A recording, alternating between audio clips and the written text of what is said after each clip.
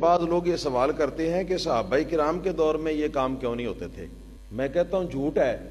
صحابہ کرام بھی سرکار کے میلاد کی خوشی منایا کرتے تھے، سرکار کی تشریف آوری کی خوشی وہ بھی منایا کرتے تھے، مگر ان کے دور کا طریقہ جو ہے وہ اس طرح ہمارے آج کے طریقے کے مطابق نہیں تھا۔ ہمارا طریقہ اس سے مختلف ہو گیا، یعنی اس کے اندر بڑی ترقی آ گئی ہے، اس زمانے کے اندر اتنی ترقی نہیں تھی۔ لیکن اصل بات یہ ہے کہ خوشی کا دل سے خوشی کا محسوس کرنا اور زبان سے اس کا اظہار کرنا جو ہے یہ شرط ایمان ہے اور یہ اصل فرض ہے۔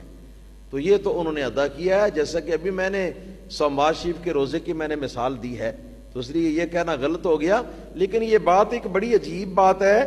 کہ پہلے نام قرآن حدیث اور قرآن و سنت اور اجماع اور قیاس کا لیتے ہیں،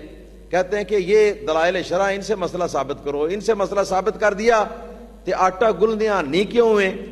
اس طریقے سے اب سوال کر دیا جی فلاں نے کیوں نہیں کیا، فلاں نے کیوں نہیں کیا، فلاں نے کیوں نہیں کیا۔ اچھا بھئی فلاں کے کرنے یا نہ کرنے کے ہم تو ذمہ دار نہیں ہیں، اور یہ مسئلہ کہ کس نے کیا، کب کیا، یہ مسئلہ کچھ نہ کچھ واضح ہو بھی چکا ہے، لیکن حقیقت ہے کہ یہ مسئلہ شریعت کا مسئلہ نہیں ہے، بلکہ یہ مسئلہ تاریخ کا ہے کہ کس زمانے میں کیا ہوا، کس زمانے میں کیا نہیں ہوا۔ اس مسئلے کا تعلق ہسٹری کے ساتھ ہے، ہم ہسٹری کے مسئلے کا جواب دینے کے ذمہ دار نہیں ہیں، ہم یہ بتانے کے ذمہ دار ہیں۔ کیا ہم سے پوچھو کہ شرع شریف کی روشنی میں کیا جائز ہے، کیا ناجائز ہے،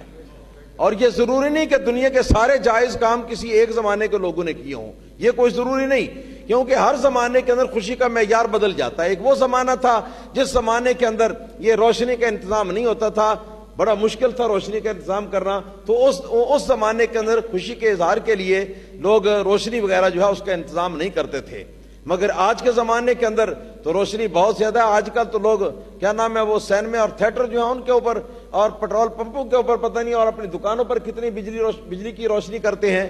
تو کیا نبی کریم صلی اللہ تعالی وسلم کے میلاد پاک پر ہم روشنی نہ کریں؟ ہر زمانے کے احکام علیحدہ ہوتے ہیں، مگر شرط یہ ہے کہ ان چار میں سے کسی ایک کے اندر ثبوت ہو۔ جب تک ہے اس وقت ہمارے ساتھ کوئی شخص